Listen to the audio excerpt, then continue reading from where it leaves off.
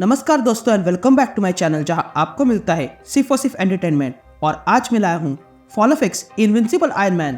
तो यार वीडियो पे नए हो तो वीडियो को लाइक कर देना और चैनल को सब्सक्राइब कर देना। और साथ ही मेरे चैनल पर ज्वाइन बटन स्टार्ट हो गया है तो आप वहां से भी ज्वाइन कर सकते हो। और उसी के साथ अब आप मुझसे व्हाट्सएप पर भी जुड़ सकते हो जिसका लिंक मैं आपको डिस्क्रिप्शन में दे दूंगा। तो यार ये इशू हमारे पिछले बनाए हुए फॉल ऑफ एक्स के इवेंट के बाद कंटिन्यू होता है। इस सीरीज में पहला इशू है Avengers X Men free comic book day, फिर उसके बाद हेलफायर गाला वाला इवेंट और उसके बाद ये इशू जिसमें म्यूटेंट के साथ क्या हो रहा है ये बताया जाएगा। तो अगर आपने वो इशू देखा नहीं है तो मैं आपको हाईली रिकमेंड करता हूँ कि आप वो इशू देख लो, नहीं तो आगे क्या हो रहा है ये आपको समझ में नहीं आएगा। तो यार अब तक आपने देखा कि ऑर्कस ने किसी तरह क्रकोआ पे हमला किया अपने सेंटिनल्स को लेकर, लेकिन यहाँ पर एक ट्विस्ट था और वो ट्विस्ट ये था कि फेलोंग नाम के बंदे ने छल से टोनी स्टार्क की सारी टेक्नोलॉजी छीन ली और उससे उसके स्टार्क सेंटिनल बनाए जिसका अब ऑर्कस ने इस्तेमाल किया और बहुत सारे म्यूटेंट्स को मार दिया। तो अब आगे आयरन मैन क्या करेगा यही हम इस इशू में जानेंगे। तो अब आगे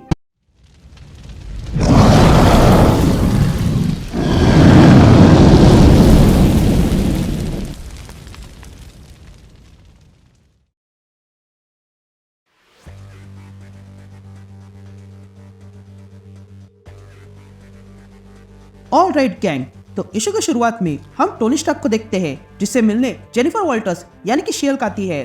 तभी हमें टोनी की आवाज सुनाई देती है जो कहता है कि कई बार मैंने स्वयं को पावरलेस फील किया है, जो अब भी मैं यही फील कर रहा हूँ।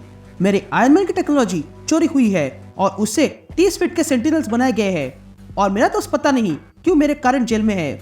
लेकिन ये सब कुछ काफी नहीं था कि तभी मेरी अटॉर्नी मुझे एक बात और बताने आ गई।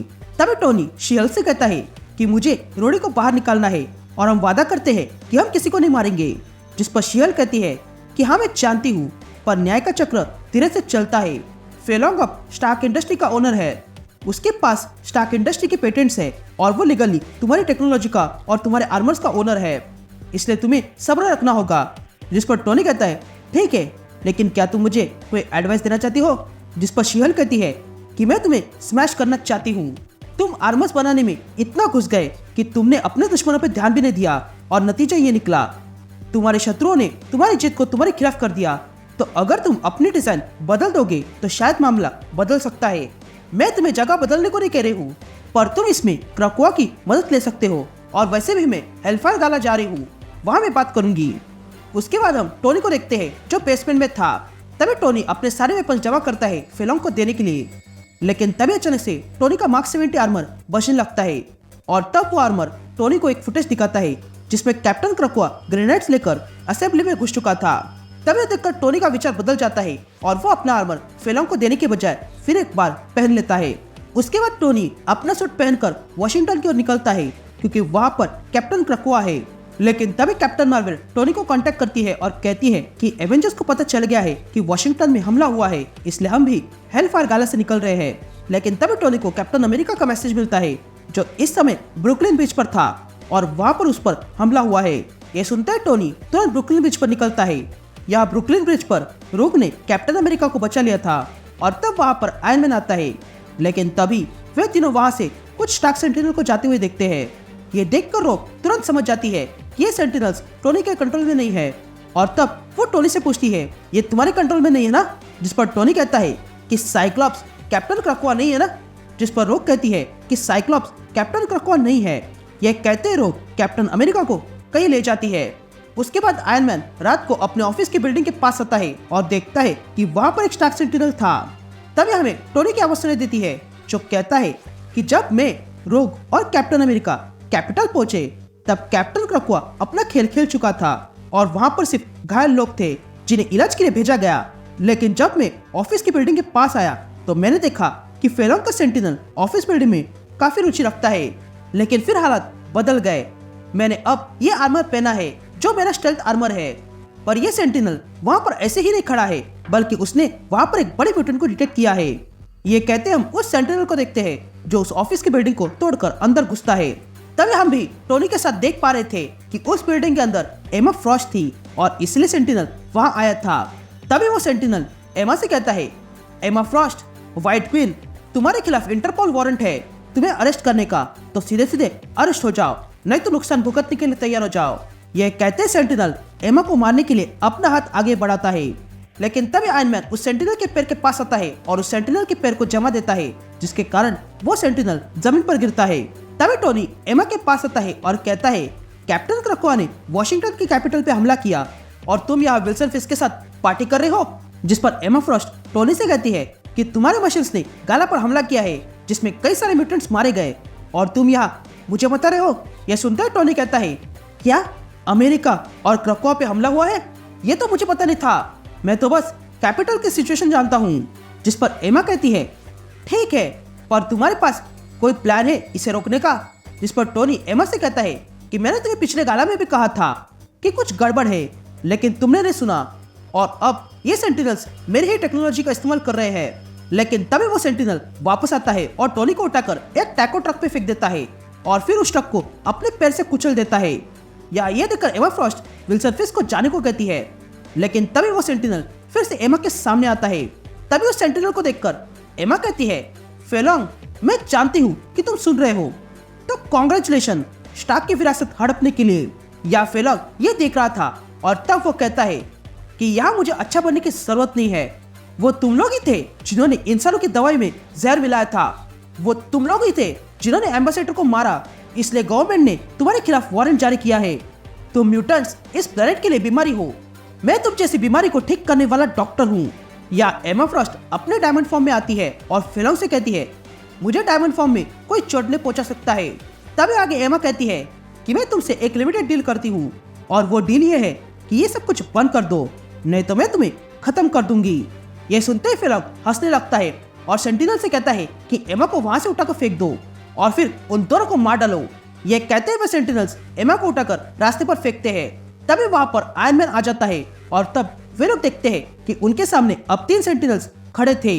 ये देखकर टोनी तुरंत एक सेंटिनल पर अटैक करता है और एमा को लेकर वहां से जाने लगता है। तभी एमा टोनी से पूछती है कि क्या तुम इन तीनों सेंटिनल्स को हैंडल कर लोगे? जिस पर टोनी हाँ कहता है। तभी एमा कहती है, Tony we are at war, अब मैं जाके बचे हुए एक्समैन को ढूंढती हूँ। यह कहते ही एमा सबवे से कहीं चली जाती है।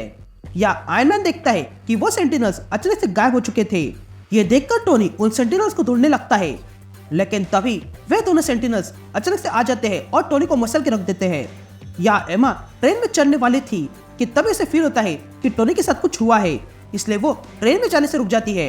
या टोनी आर्मर के अंदर बेहोश हो चुका था, लेकिन तभी उसे होश आता है और वो एमा से कहता है, प्लीज मुझे बचाओ। ये सुनते ही एमा फिर से आने लगती है और टोनी से कहती है, टोनी जाग जाओ। लेकिन टोनी उठने की हालत में नहीं था। यह देखकर एमा खुद ही टोनी का दिमाग पर कंट्रोल कर लेती है और कहती है, यहाँ से आगे मैं संभालती हूँ। तभी एमा टोनी के दिमाग में देखती है कि वो किसी सिटी में थी जहाँ पर बर्फ गिर रहा है। तभी एमा वहाँ पर टोनी को ढूंढने लगती है और कहती है, टोनी कहाँ हो तुम? जिस पर टोनी कहता है, मैं यहाँ हूँ, पर तुम्हें मुझसे दूर रहना चाहिए क्योंकि मुझे लगता है मैं मरने वाला हूँ। जिस पर एमा फ्रॉस्ट कहती है कि अब तक बहुत लोग मर चुके हैं, लेकिन तुम नहीं मरोगे। तुम जिस ट्रॉमा में हो वो सच है, पर अब ये और नहीं होगा, तो बताओ कहाँ हो तुम? यह कहते ही एमा देखती है कि टोनी किसी कोने में बैठा हुआ था। तभी एमा टोनी से कहती है कि अब तक बहुत से लोग मारे गए हैं, लेकिन तुम नहीं मर सकते हो, तो जल्दी खड़े हो जाओ। यह कहते ही एमा अपना हाथ आगे करती है और तब टोनी उसका हाथ पकड़कर खड़ा होता है। यहाँ बाहर हम देखते हैं कि एमा ने टोनी के दिमाग पर कंट्रोल करके उसके आर्मर को कंट्रोल कर लिया था और तब एमा आयरन मैन के आर्मर से एक मिसाइल सेंटिनल पर छोड़ती है, लेकिन वो गलत जगह पर लग जाती है। तभी ये देखकर वो सेंटिनल अपना हाथ आगे करता है और टोनी पर जबरदस्त एनर्जी ब्लास्ट करता है, लेकिन समय रहते ही एमा टोनी को उस ब्लास्ट से दूर करती है। लेकिन तभी एक सेंटिनल एमा को वहां देख लेता है और एमा को मारने के लिए मुड़ता है। या एमा टोनी से कहती है, मैं फंस चुकी हूँ, तुम्हें जल्दी जगना होगा। लेकिन तभी टोनी वही अपने सपने में बैठकर अपना आर्मर देखने लगता है और तब टोनी जाग जाता है और एमा से कहता है कि जागने के लिए धन्यवाद। जिस पर एमा टोनी से कहती है कि चाहे आज कुछ भी हो जाए, लेकिन दुनिया को सच पता चलना चाहिए। या वो सेंटिनल एमा को पकड़कर उस पर इनहिबिटर कॉलर लगा देता है, जिसके कारण एमा अब अपनी पावर्स यूज नहीं कर पा रही थी। ये देखकर टोनी अपने आर्मर से बाहर आ जाता है और कहता है, रुको, मैं खुद सरेंडर करता हूँ। तुम्हें आयरन मैन सूट चाहिए था ना, तो ले लो, लेकिन एमा को मत मारना, उसने अपराध किया है और उसके लिए उसे ट्रायल देनी पड़ेगी। यह सुनते ही फेलोंग अपने सेंटिनल रुका देता है तभी टोनी एमा से पूछता है कि तुम कह रही थी कि तुम्हें चोट नहीं पहुंचा सकते हैं, तो फिर अब क्या? जिस पर एमा कहती है कि मैं डायमंड फॉर्म में जब रहती हूँ तब मैं अपनी पावर्स यूज नहीं कर सकती हूँ। जिस पर टोनी कहता है कि तुम मुझे बचाने के लिए यहाँ आ गई। जिस पर एमा कहती है हाँ, आना पड़ा, क्योंकि आज अगर तुम मर जाते तो ये लोग तुम्हारी मृत्यु का आरोप मुझ पर लगा देते, और ये बात झूठ है, मैं ये साबित नहीं कर पाऊंगी। और अगर एक एवेंजर मर जाता तो इसके बाद बाकी सारे एवेंजर्स म्यूटेंट के दुश्मन बन जाते, इसलिए मुझे तुम्हें बचाना पड़ा। या फेलोंग ये देखकर अपने सेंटिनल से कहता है ये एमा फ्रॉस्ट अब हमारे लिए खतरा नहीं है, और अगर ये टोनी स्टार्क रेजिस्ट करे तो इसे बहुत जल्द तड़पाओ। लेकिन तभी मौका देखते ही टोनी अपने आर्मर को एक्टिवेट करता है और अपनी जगह वो आर्मर एमा को पहना देता है और उस आर्मर से कहता है कि एमा को कहीं दूर ले जाओ। ये सुनते ही टोनी का आर्मर एमा को उस सेंटिनल से दूर ले जाता है। ये देखकर फेलोंग भड़क जाता है और अपने सेंटिनल से कहता है कि एमा को रोको, लेकिन तब तक एमा उस सेंटिनल के हाथों से दूर हो चुकी थी। या ये देखकर टोनी खुश होता है और कहता है वो तो गई, और तुम्हें मुझे मारना था ना, तो आके मारो फेलोंग। उसके बाद पूरी एवेंजर्स तुम पर टूट पड़ेगी। And that's it. ये इशू ये कंटिन्यू होता है।